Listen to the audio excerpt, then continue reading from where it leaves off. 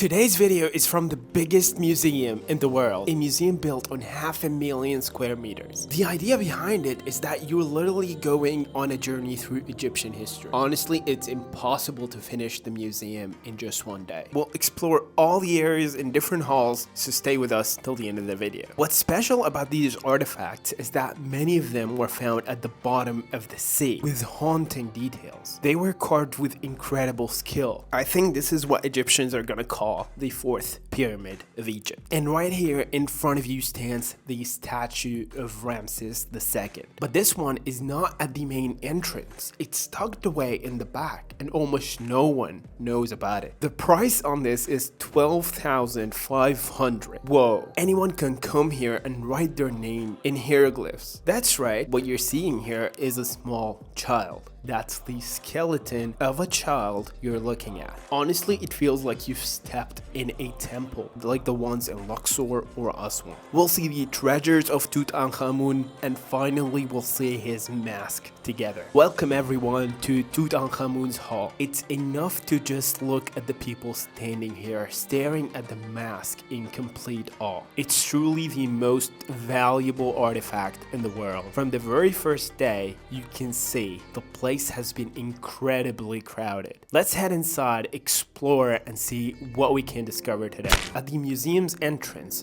you'll notice the design is shaped like a pyramid, of course to represent the Pyramids of Giza. This is considered to be the fourth pyramid of Egypt. You'll find carvings called kharatish or khartush in Arabic. Each one from these black pillars represents a name of a pharaoh who ruled ancient Egypt. Everything here has been designed with deep meaning and incredible attention to detail. Let's go explore. This place is massive. What you can see here is one of the pyramids displayed outside the museum. There are 3 of them around. Look at the unique architecture of the museum itself. As we enter, we reach the Great Hall, where you will see the giant statue of Ramses II. It's one of the most famous pieces here. Once you walk in, you're greeted by Ramses II, the biggest statue in the whole museum. The original statue, or that statue you're looking at, wasn't originally here, or wasn't always here. He used to stand in Ramses Square in Cairo, which was actually named after it. And then the statue was moved here to become the main highlight of the Grand Egyptian Museum. The details of Ramses' face are stunning. The craftsmanship is honestly unreal. After we pass the Great Hall, you will notice how crowded the entrance is. Everyone wants a photo with Ramses II. Here you can see a small 3D model of the museum itself, showing all the main section, including the Great Staircase, the panoramic view of the pyramids, and the main halls like Tutankhamun's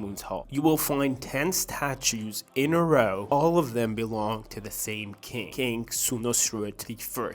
Each statue was placed together to represent his power and legacy. Because of how crowded the place is, it's hard to have an actual tour guide because everyone was booked on the first day. Like, I really wanted a tour guide on my first day here, but once I got in and asked about one, everyone was booked. So my advice, just come early. Near the Grand Staircase, you will see 2 very unique statues. These ones weren't found underground like most ancient artifacts. They were discovered underwater, and they are to Queen Ptolemy from the Greek era after Alexander the Great, known as the protector of the sea. There are also cafes around and places where you can get some coffee and snacks, or even food if you actually want to eat. But the thing is, you can't take any of the food or drinks inside the museum halls. You can only go with a small bottle of water. You'll find places like 30 North and even Starbucks, though we prefer to support local cafes here. I wouldn't recommend Starbucks that much. It's on the no-no list. Now that statue over there, that's another Ramses II, but in a completely different location behind the museum. He's wearing the white crown of Upper Egypt, and his expression looks kind of different. It's quiet around this area because most visitors don't even realize he's here. Even if you want a photo with Ramses II without the crowds, you can come to the spot. It's honestly perfect. Right in front of Ray Horatio's Cafe and Venus Cafe. Now we're in the souvenir shop. You guys will find beautifully designed pieces inspired by ancient Egyptian colors and patterns. The craftsmanship is amazing. Unique stone carving, plates, and decorations.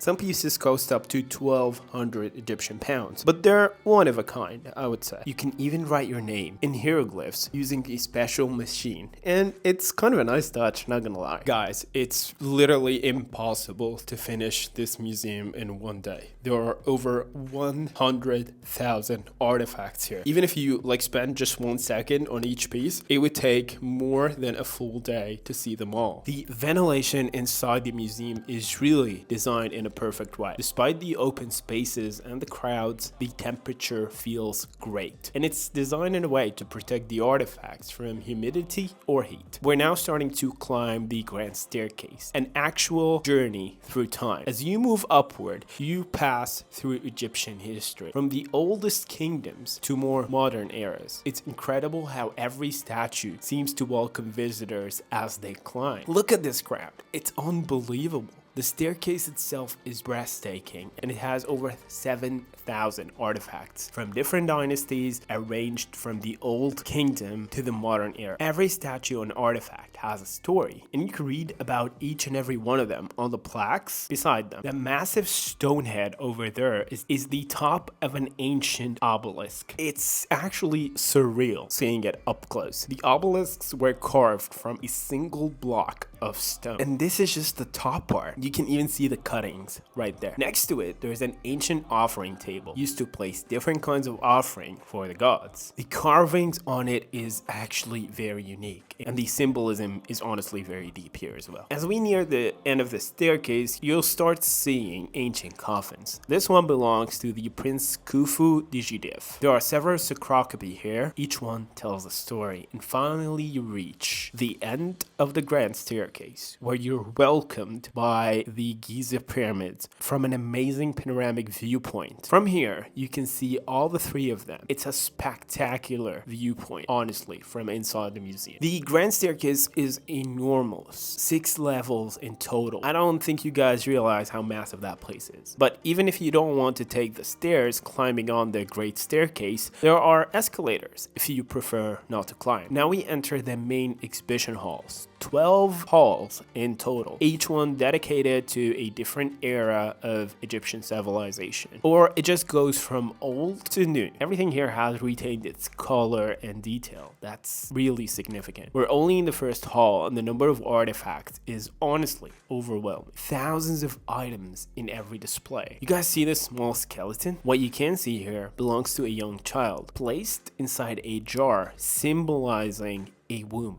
It's representing rebirth. It's unbelievable how much thought and symbolism the ancient Egyptians put into everything. The variety of artifacts is mind-blowing. Mummification tools, canopic jars that once held organs like the liver, stomach, beautifully preserved colors and details on every piece. It truly feels like you're walking inside a temple. Walls covered with carvings, hieroglyphics, and statues all around you. It's honestly breathtaking. We're still not even at Tutankhamun's treasures or the solar boats yet. This museum truly needs days to explore properly. The main hall from 1 to 12 are arranged chronologically, from the earliest dynasties to the Greco and Roman period. As you move through, for example, what you guys are seeing right now is a recreation of a temple using digital screens that show what they looked like thousands of years ago. An incredible way to visualize ancient history if you've never been to an actual ancient temple, just like the ones in Luxor, Aswan, or Upper Egypt in general. These sarcophagi here are for one person only. I mean, you guys can see a lot, but it's for one person only, stacked inside each other for protection. I think the Russian Matryoshka dolls got the inspiration from that. Each layer has meant to protect the person's soul in their journey to the afterlife. The colors and carvings are unbelievable. It's hard to imagine how this level of precision was achieved thousands of years ago. And finally, guys, we've reached Tutankhamun's treasure haul. Over 5,000 artifacts, from golden jewelry to weapons and ceremonial pieces. Look at the details on these scarabs, the necklaces, and the gemstones. Everything is mesmerizing. His golden chariots, beds, and funerary items are displayed here in stunning condition. The famous golden sarcophagus is breathtaking, fully covered in hieroglyphs and symbols. Tutankhamun wasn't buried in one coffin. He had 3 nested coffins, like the one you just saw, all made of gold, placed inside 4 shrines for maximum protection. Each shrine was built with a unique engraving and rituals for the afterlife. And here we go.